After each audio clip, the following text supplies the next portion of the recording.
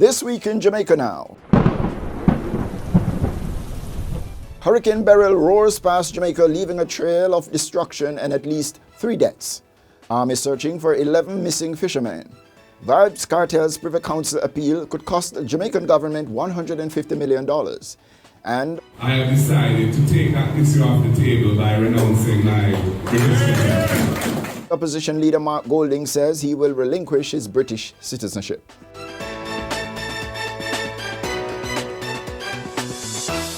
I'm Edmund Campbell, and this is Jamaica Now. Jamaicans are starting to pick up the pieces after Hurricane Beryl roared past the island on Wednesday, leaving a trail of destruction and resulting in at least 3 deaths. Beryl on Sunday became the first major hurricane east of the Lesser Antilles on record for June, taking only 42 hours to strengthen from a tropical depression to a major hurricane. With forecast, Beryl would arrive in Jamaica as a major hurricane and could make landfall.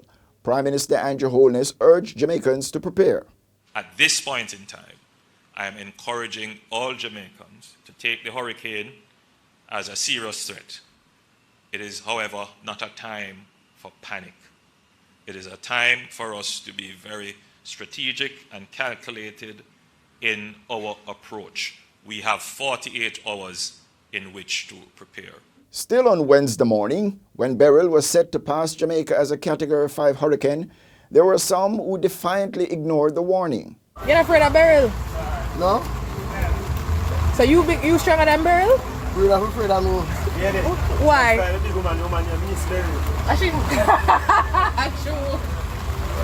Beryl come here and see me. So now I'll leave me back here and go. So you're not afraid when she'll leave, she'll take all your goods and go? What? I'm going to set me around. You get a lot of sales since morning? I don't get no sales for the lockdown. I say no movement. But you're still here. So what I must do when I have the goods before I hear? How long now you out here, Miss Olive? Out here from Sunday. I have my goods, so I stay with my goods. Let it pass. And watch you see what's going on. If we get terrible, we're going to market house. Dark Child. Well, we are currently on Forum Fishing Village in Backward Portmore. Well, it's raining a lot. My business place is the only business place open right now. Yes, and I am about to go and cook some food. Yes. Rain food, you have to have food in the weather, so we just have to go and watch. The nearer to the storm, the nearer to the sea, you're safer. The nearer to the storm, far from the storm, it's more dangerous. So we always stay near the storm. We look for the storm and the storm and look for we. Trust me. Caramel dumpling. Okay, that's go on. Or fish. And some chicken in there. Chicken, you know? Then bad checking shrimp. Yeah? Bad. There are about 107 shelters available in Kingston. We don't go nowhere with them right now. Because the last time them got, it's 2 weeks before the people them get even a ride to come over.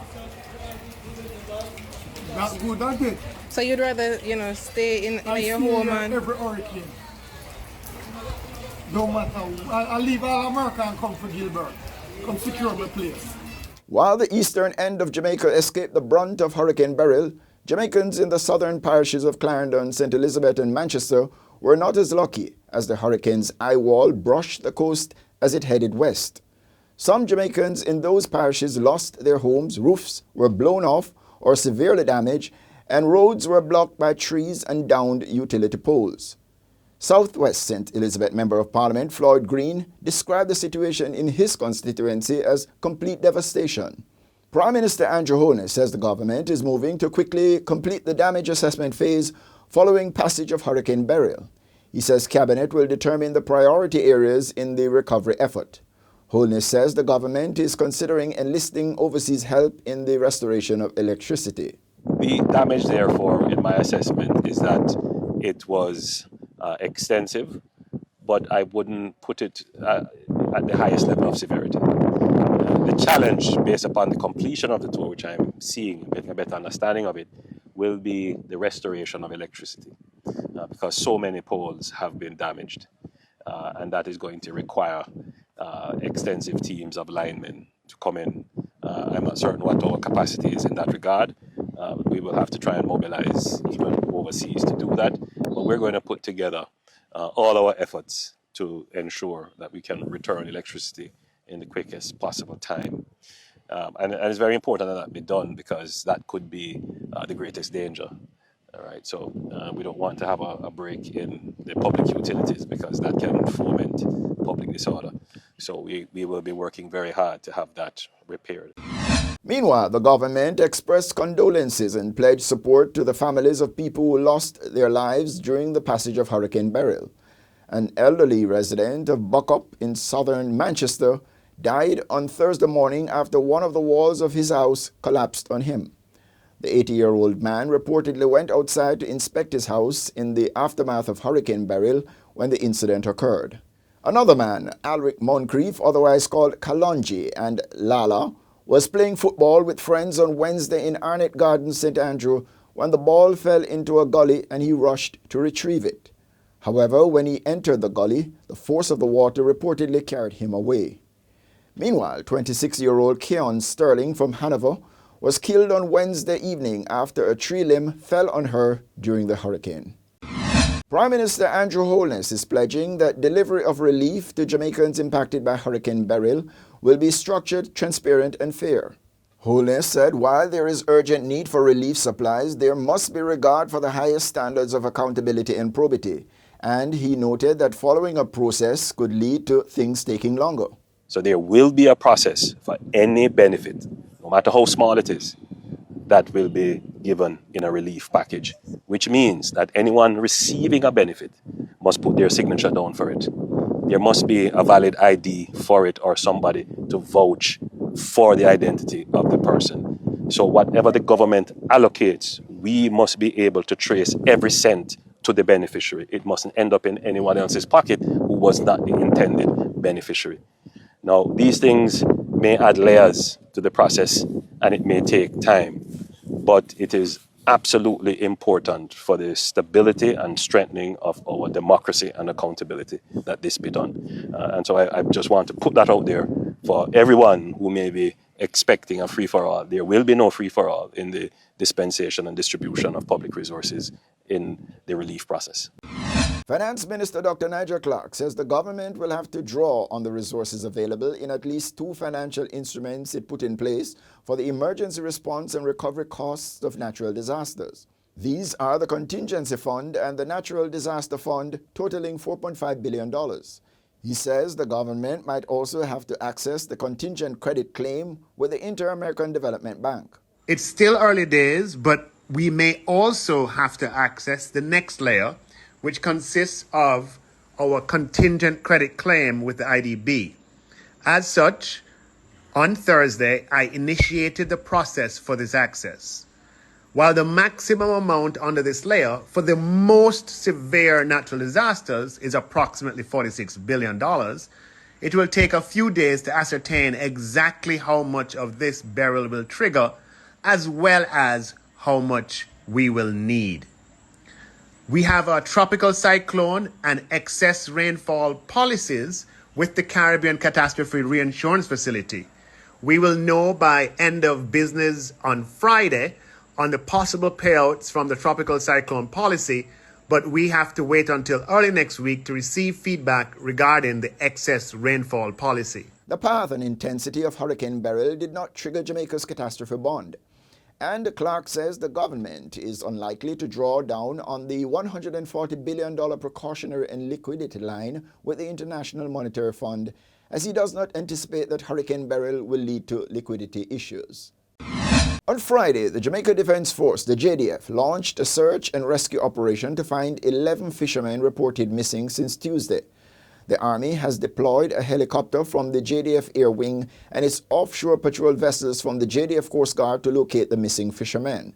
The JDF said the fishermen left the Cow Bay area in St. Andrew for the Morant Keys in 3 canoe-type vessels last week Saturday and were expected to return on Tuesday. When the vessels and fishermen failed to arrive and efforts to reach them proved futile, The JDF was contacted on Thursday to begin search and rescue operations. The JDF is urging all seafarers to be vigilant and report any sightings of a red, white, and blue fishing vessel named Blessing, a green and burgundy fishing vessel named Prior Warrior, and a vessel named Prior Warrior 2.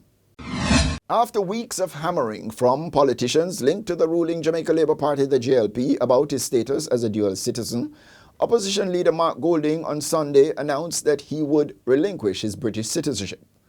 Golding disclosed that data on the views of Jamaicans on the issue of political leaders holding dual citizenship informed his decision. I also said that I had to be mindful of where the Jamaican people felt about this, and if it became apparent that the view was that leaders in the parliament, or members of parliament, senators, or persons of holding high office should be exclusively Jamaican citizens, I would take that into account. And comrades, we have reached a point now where we have some data on the views of the public on this matter. And while I express my own view is on the way we ought to be going as a country in relation to this issue, I do not want my status to be something which could hold the party back, impact the party negatively, or any of our candidates who are on the road to victory in difficult seats which we're looking to win, to have any kind of disadvantage because of my status. So as a result of that, I have decided to take that issue off the table by renouncing my British citizenship. In May, Golding indicated that he remains a British citizen, but insisted that there was no legal basis for him to renounce his status in the United Kingdom. And shortly after Golding's announcement, opposition MP Julian Robinson revealed to the Gleaner that he would also be renouncing his UK citizenship. In a statement, Robinson noted that he was born in the UK when his father, Patrick Robinson, was pursuing a master's degree in law. Jamaica's legal strategy for costly Privy Council cases is now under scrutiny after it paid a hefty $36.2 million for the services of the British legal team that represented Jamaica in the Vybz Kartel appeal before that court. Jamaica was represented by British attorney Peter Knox, KC, and a junior colleague, both instructed by the law firm of Charles Russell Speechleys. With the government already ordered by the Privy Council to pay the legal costs incurred by Kartel and his 3 co-accused, legal experts say the appeal before Jamaica's apex court could easily cost taxpayers $150 million in lawyer fees. The attorneys for the 4 accused men are now calculating their costs for submission to the government. The Privy Council will determine the costs if they are disputed by the Jamaican government. The Privy Council quashed the murder convictions of Kartel, whose given name is Adidja Palmer, Sean Campbell, Kahira Jones, and Andre St. John in March. Jamaica's Court of Appeal is to decide whether they will face a second trial for the 2011 murder of Clive Lizard Williams. Heimir Hallgrimsson tendered his resignation as Reggae Boyz head coach following Jamaica's 3-0 loss to Venezuela in the Copa America on Sunday. However, Jamaica Football Federation General Secretary Dennis Strong said the decision by Hallgrimsson was not related to the team's performance at the 2024 Copa America. Hallgrimsson also said there was no grudge involved in the decision and that he believes he left the senior program in a better place than when he came. This is my takes from this journey. I think we are leaving our shirt in a better place than we came, and we at least have, or I've seen to that, the growth can't continue. We don't need to restart from zero. At least there is basis to work on, and I hope it will be a smooth transition, and it's all done in a friendship. In a friendly way, good departure. President Jensek, Vice President is here, and it's all done in a very Christian manner, and we leave as friends. So there's no grudge from anyone to anyone, and I just want to leave it this way because this is an important project for me. I've spent a lot of time. I've given a lot of work and time and love to this project, and I would really love to see it continue and grow. Hallgrimsson was appointed head coach in 2022 and led Jamaica to a semi-finals appearance at the 2023 CONCACAF Gold Cup, as well as a historic third-place finish at the recent CONCACAF Nations League. Under his tenure, Jamaica recorded 10 wins, 10 losses and 8 draws. JFF confirmed the search for his replacement is underway, with FIFA World Cup qualifiers and the CONCACAF Nations League imminent.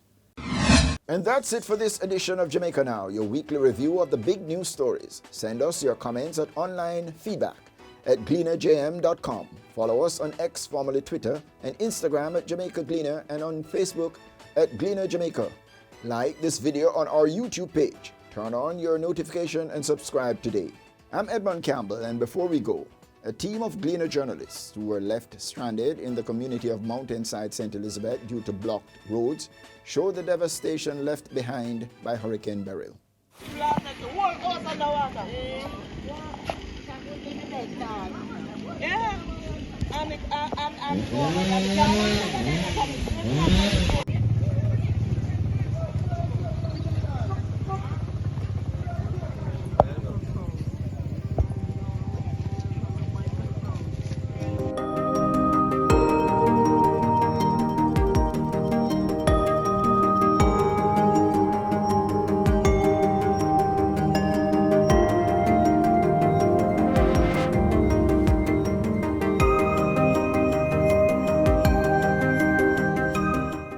We're still in St. Elizabeth, where a lot of power lines are down. This is the main road leading to Spur Tree, and light poles are down. So we are here. Impossible at the moment. This is Spur Tree main road in St. Elizabeth. Sorry. You can hear persons trying to get things up, you know. I mean, and this has been the sighting all the way from Santa Cruz heading up Spur Tree. Yeah. Cameraman Ian Allen saying a lot of things are in the road up by the top here. So trying to take a look. Total devastation. St. Elizabeth was hard hit. A lot of roads are still impossible, as I said.